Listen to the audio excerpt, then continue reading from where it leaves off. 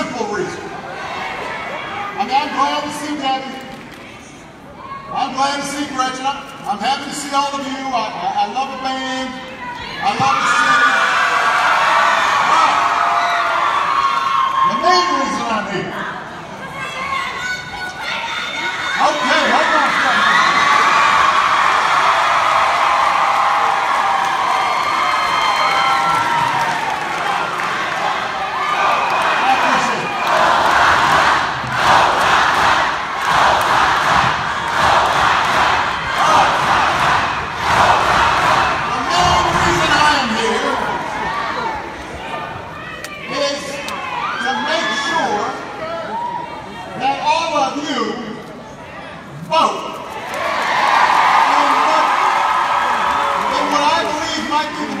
Election of our lifetime.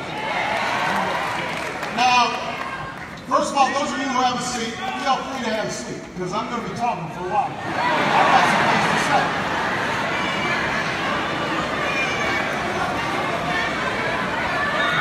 Now, the stakes in this election are really high.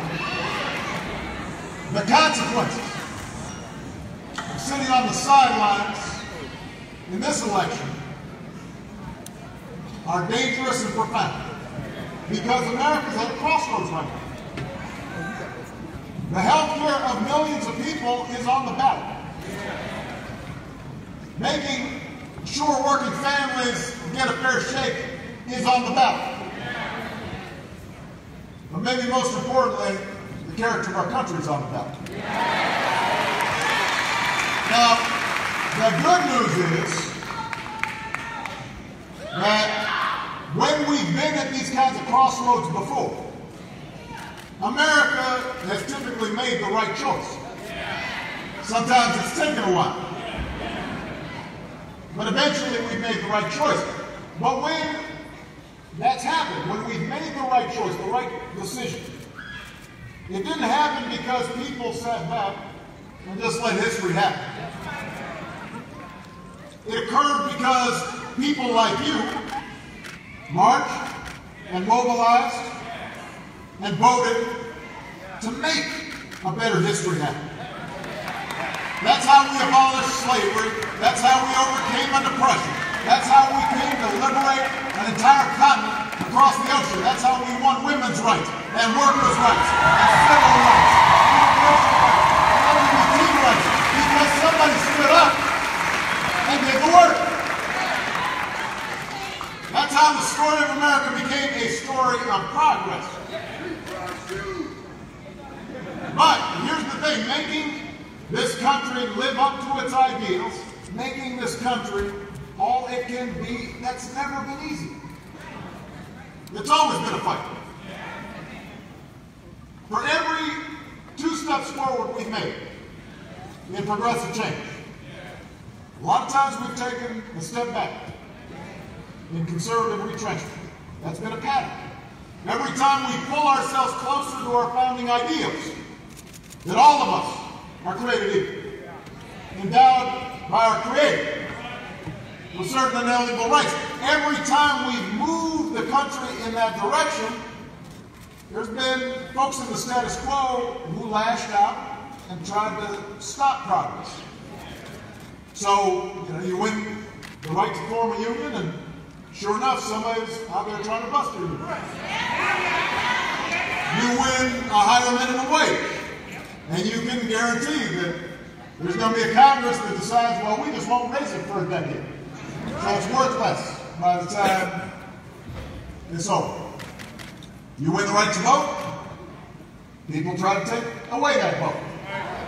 Make it as hard as possible for you to vote. The power and the privilege fight hard to keep their stuff. And they will work hard to make you cynical and turn you against each other and exploit our history of racial and ethnic and religious divisions. And they'll tell you that, things would be a whole lot better if it weren't for those folks who don't look like you. don't pray the way you do, or love differently than you. They'll say whatever it takes to keep things as they are because it works for them. Even if it hurts the country, even when it puts people at risk. It's a cynical kind of politics, but sometimes it works. We've seen it work.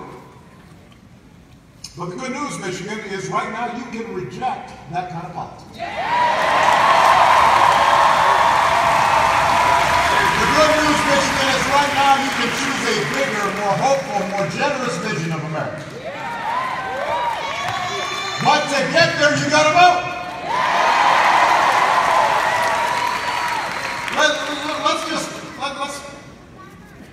Let's go back in memory lane for a second, because sometimes I feel like we just forget stuff. So I'm just going to kind of remind people, because if you forget the past, then you make the same mistake over and over again. Right? Part of learning is remembering. So let me remind you. A decade ago, we had just lived through one of those periods of conservative retrenchment. Republicans had been cutting taxes for rich people and cutting rules for the big banks. And we got hit with the worst financial crisis in our lifetimes. And the auto industry was about to go belly up. And Democrats had to come in and clean it up. Remember that?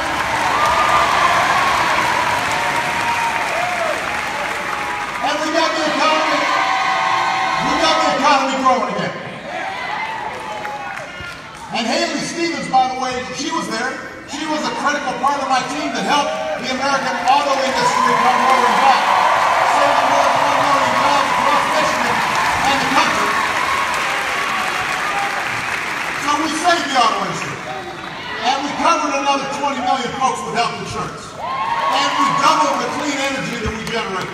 And we put tougher rules on banks and credit card companies so they couldn't take advantage of it.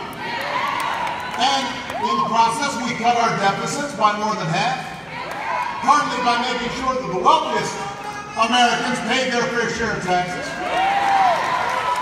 So that by the time I left office, wages were rising, the uninsurance rate was falling, the deficit was way down. The economy had created more jobs, by the way, over my last 20 months in office than they had in the 20 months after I left office. So when you hear Republicans now talking about how great the economy is, the same economy that I left them that they said was so terrible, just remember how it got to be so good.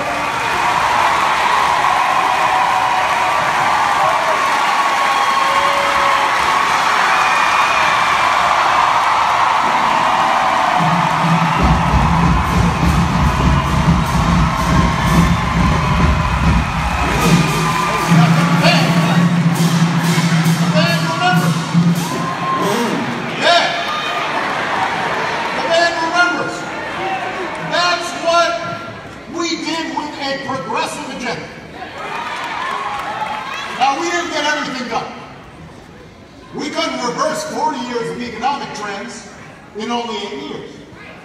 So we didn't solve every problem. There was still too much inequality. Too many families were still struggling. There were still people without health care.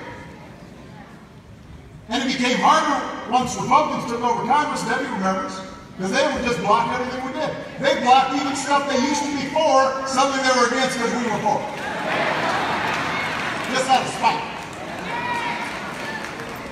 All right, so now they've had total control of Washington for 2 years. What have they done? Oh, no, that's not true. They actually done some things.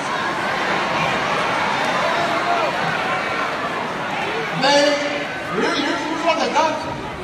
They cut taxes for the rich and corporations just like they did the last time. They tried to weaken rules that protect our air and water, just like they did the last time. They tried to weaken rules that we put in place to make sure the banks weren't acting recklessly, just like they did the last time. They ran up the deficits, just like they did the last time. And you know, here's the thing. They know that none of this is actually popular. So as a consequence, what they also did is to try to make it harder for folks to vote them out of office. So they actively purged voter rolls to keep people from voting them out. And of course, just like the last time, they're trying to scare the rest of us with whatever divisive social issues they can come up with. Just like they did the last time. That's what they do. So let's just kind of dig in a little bit more. Remember, I like people just remembering stuff. This stuff you read about, you watch TV, and then you kind of forget because, like, outrages pile up and you just forget stuff. So remember, they promised to take on corruption in Washington. That was a big deal.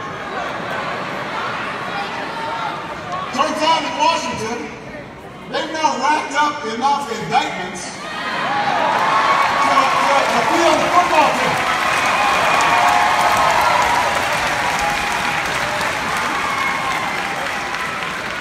You know, I didn't have folks in my administration get indicted.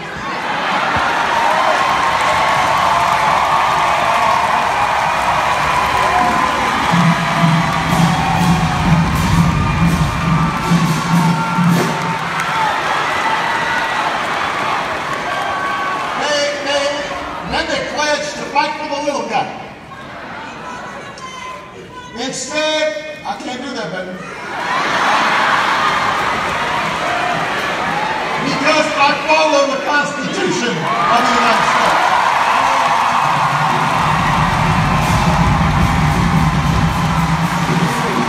So let's see what else they do. They said we're going to fight for the little guy. And then they catered to the wealthiest, most powerful people. Doled out $1.5 trillion in tax cuts, aimed primarily at billionaires and corporations.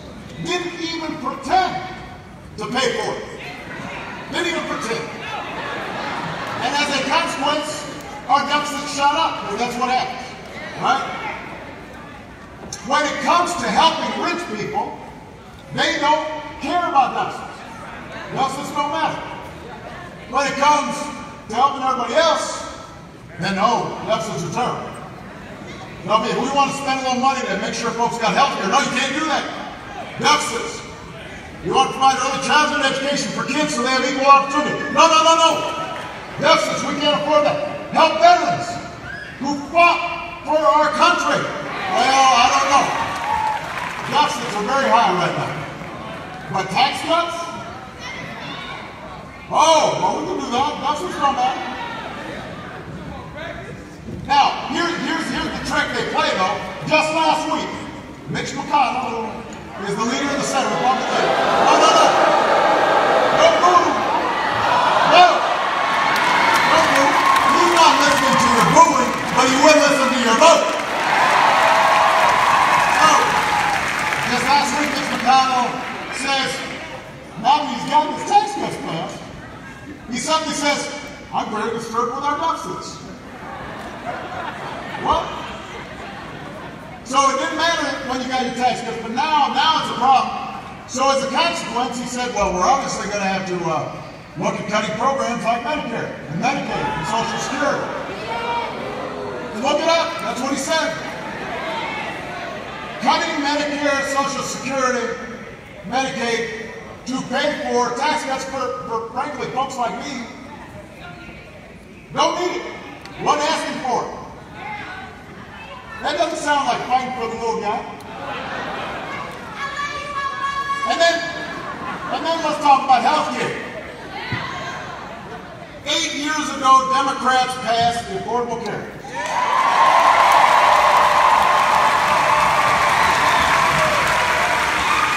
law helped cover almost 1 million people right here in Michigan. The law also made it illegal for the first time ever for insurers to discriminate against you if you've got a pre-existing condition, like asthma or cancer. And by the way, the young people here, you may not think you've got a pre-existing condition, but once you get to be 57, just about everybody's got something. Oh, and by the way, one of the things insurance companies used to do before the Affordable Care Act is if you were a woman, then we charge you more for that. Now think about that. All right, so women bear children, which is why we're all here.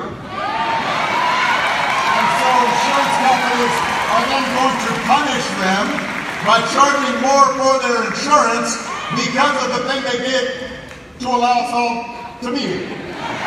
That makes sense. A bad idea, but that's what they used to do before we passed the law. And by the way, not a single Republican joined us.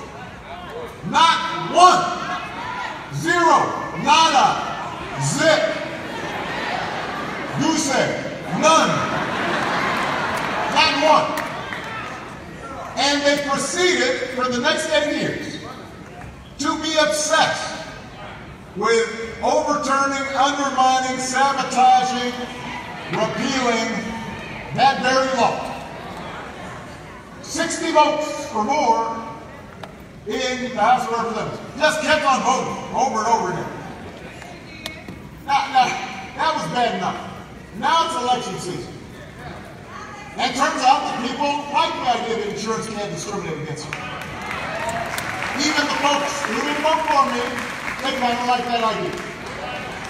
So what happened? Republicans are running ads all over the country, here in Michigan, saying, trust us, we will protect pre-existing conditions. So, these folks who are running, saying they're going to protect something, are actually doing the exact opposite and trying to undermine or repeal the Affordable Care Act. And if they keep control of Congress, you better believe they're going to come to health care again, because that's what they do. You know who you can trust to protect you from making sure that you're not discriminated against for pre-existing conditions? You can trust them 7 of them. She was there. She's going to relentless fight for those protections.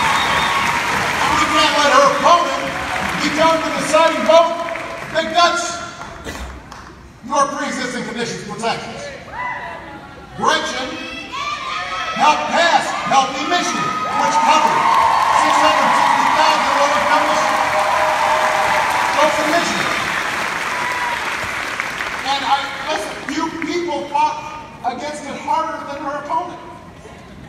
One of your House candidates here today, Matt Longjohn, creates and runs community health centers. Melissa Slotkin watched her mom go without insurance before being diagnosed with stage 4 cancer. Melissa took leave from the CIA to come home and take care of her mom. And then last year she saw Mike Bishop vote to take people's health insurance away and celebrate that vote in the Rose Garden as if it was a good thing to do. And that's when Melissa just decided, you know what, I'm running for Congress. She deserves your vote if you can trust her to make sure that your health care is protected, because she has been in your shoes, knows what it's like. These Democrats aren't going to let Republicans gut your pre-existing condition protections. They're not going to let Republicans gut your Medicare to pay for their tax cuts. These Democrats are going to protect your care, period.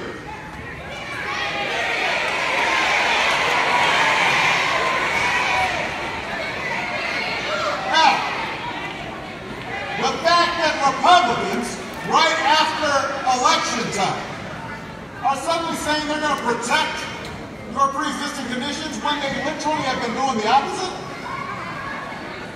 that's some kind of goal. That's some kind of chutzpah. Let's call it what it is. It's a lie. And that brings us to the bigger question about this election. What kind of politics do we want?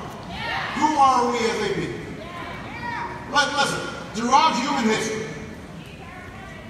politicians have exaggerated. They've made promises that turned out sometimes to be harder to keep than they expected. They pump up the good things they do. They downplay the things that don't work out. No, they try to put a positive spin on things. And by the way, you know what? In fairness, it's not just politicians. We all do that to some degree. No. I know I'm at home and like, hey, honey, I did all the dishes. You know, like, first of all, you never do the dishes. Second of all, why did you do the dishes? What did you do wrong? Because we all try to put a positive light on things. Politicians are no different. Businesses do the same things.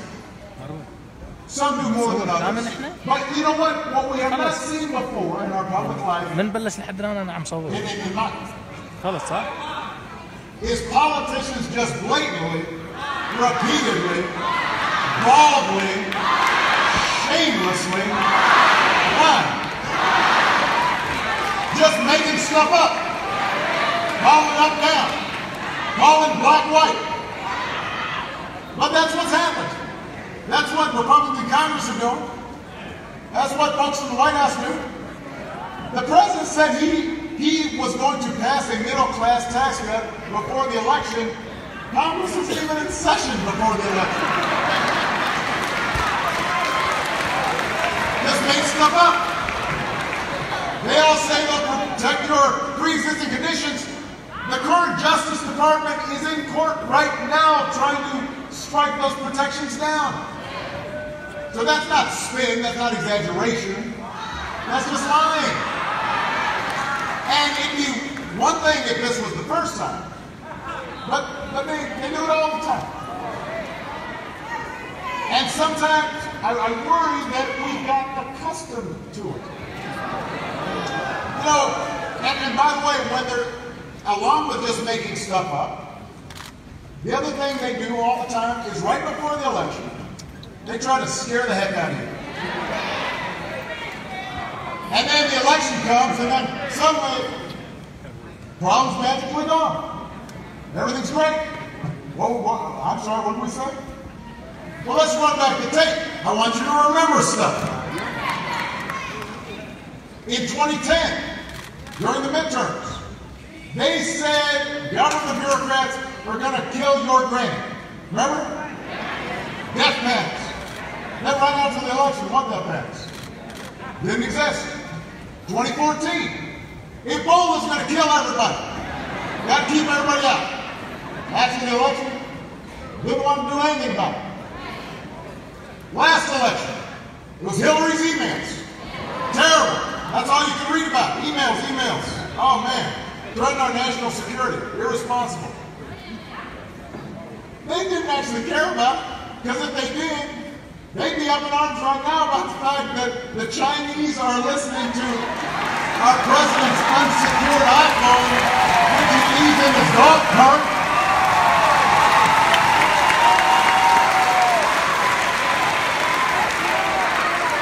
What happened? What happened there? This was a national security threat. You remember?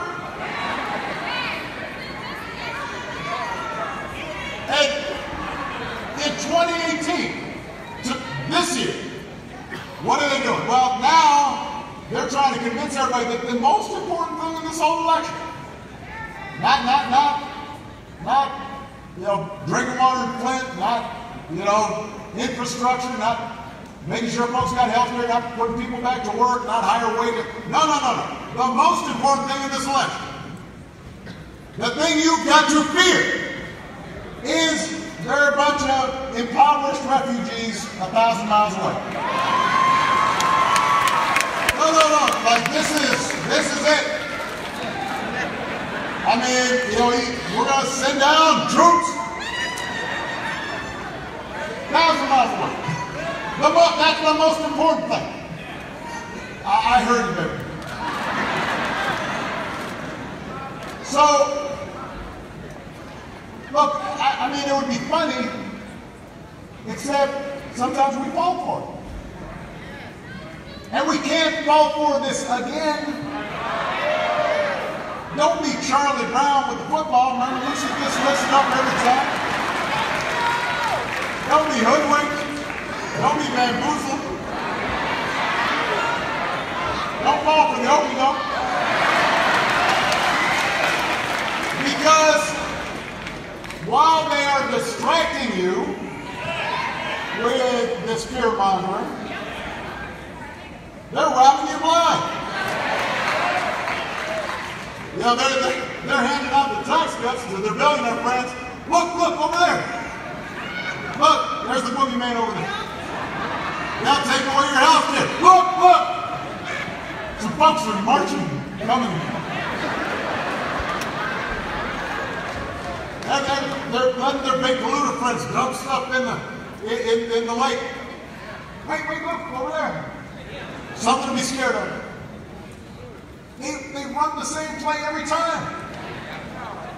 It's like a con where the door-to-door salesman tries to sell you a security system while his buddies in the back sneaking in and taking your stuff. It's like that movie Home Alone. Remember Joe Pesci's sidekicks trying to sneak through the doggy door. They do this every time, and we forget. And by the way, look, listen, the reason this is important, and I'm serious here, when words stop meaning anything, when truth doesn't matter, when people can just make up facts, then democracy, it doesn't work. There's no accountability. If Debbie says something and then does the complete opposite, but nobody's actually holding her into account, that's not how democracy is supposed to work. You know, and part of the problem, I've got to say this, part of the problem is a big portion of our media right now amplifies these lies over and over again, even when they don't intend to. I mean, now there's a certain TV, there's a certain news station that they will just, their business is ramping up these scare tactics. That's what they do. But you know, even the outlets that aren't in the can, you know, they kind of get distracted too. And they'll just run story after story. This is what happened in 2010. This is what happened in 2012. What happened in 2014. Just over and over and over again, they'll just run these same stories. And then after the election, suddenly, they're not interested anymore. You know, like, it'll be nice if we can get, you know, better judgment in terms of covering these issues. But until then, the only check on bad behavior is you and your vote. It's you. It's you. And look, we're in election time. I'm a Democrat. And I believe in the Democratic platform and the Democratic principles. And I think you should vote Democratic up and down the line.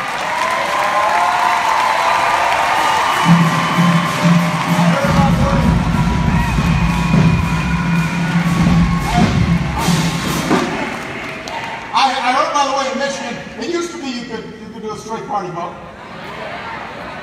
But suddenly, the Republicans decided, well, that might not be good for us. So we'll just change the rule, which is what they do. But that's okay, you can just go ahead and just vote for everybody, all the way down. Because what happens down ballot is just as important as what happens up ballot.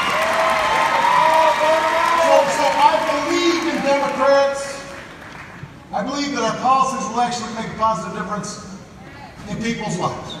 Instead of letting Republicans continue to attack unions, Democrats will stand up for every worker's right to organize for higher wages and stronger benefits.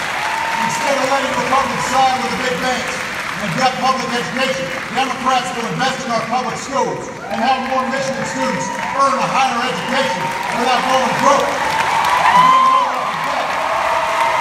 So, look, I believe in the Democratic platform, but I am telling you there's something bigger at stake in this election. What is at stake in this election is whether we're going to get a politics and a government and a public life that is decent and honest and lawful and tries to do the right thing for people and is worthy of this country that we love. And that is a set of values that transcends party. Because it shouldn't be Democratic or Republican to say we won't lie, that you don't make stuff up. It shouldn't be Democratic or Republican to say you don't try to punish political opponents or threaten the freedom of the press just because you don't like what they say. It shouldn't be Democratic or Republican to say we don't target certain groups of people based on how they look like, what their last name is, or how they pray, or who they love. I'd like to think there are compassionate conservatives out there who think there's nothing compassionate about ripping immigrant children from the arms of their mothers at the border and putting them in.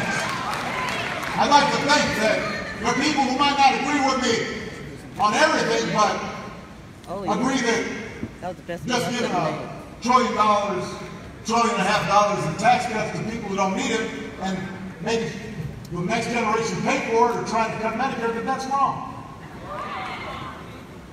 There should be people of all political stripes who think it's wrong to say the deficits don't matter when it comes to helping rich people, but they matter when it comes to helping everybody else.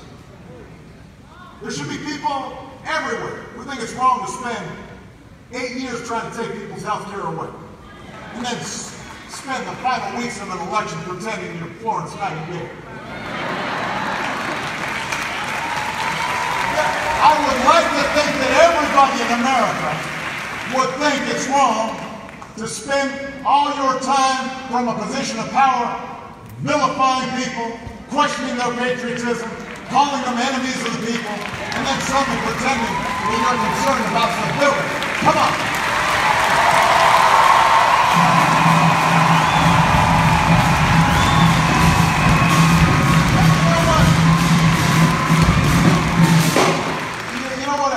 Frustrates me sometimes when I hear some of these mealy-mouthed elected officials who will claim to be, oh, well, we're somewhat disappointed in this bad behavior, but then don't do anything about it. Debbie knows who they are. Some of them work with them. We don't need somebody like Debbie's opponent who says he supports President Trump 2,000%. 2,000%, really. There's like 2,000, that's nothing. That guy's guns bothering you at all? Nothing. Nothing. 2,000%. Wow. I mean, Debbie really supported me. She didn't support me 2,000%. Might have been like 95%. So we've got to have more leaders who actually stand up for what's right. Leaders who will fight for you. They'll fight for what's best in the American spirit. That's what we want on patriots. Somebody who's going to stand up when somebody else's fundamental rights are at stake. It's easy to fight for your own rights sometimes, but you know what's a real test of patriotism is when you say, no, no, no. If I see somebody else's rights being violated, I'm going to fight for them. Because that's what it means to be an American. I may have health care, but if I see somebody else who doesn't have health care, I'll fight for them. That's what I'm going to do. My kids might be okay, but if I see somebody else's kid being bullied because they're a little bit different, that bothers me. I might be just fine, but if my neighbor's being harassed because of who they love, I'm going to stand up for them because In that way, I am standing up for America. That's what I believe.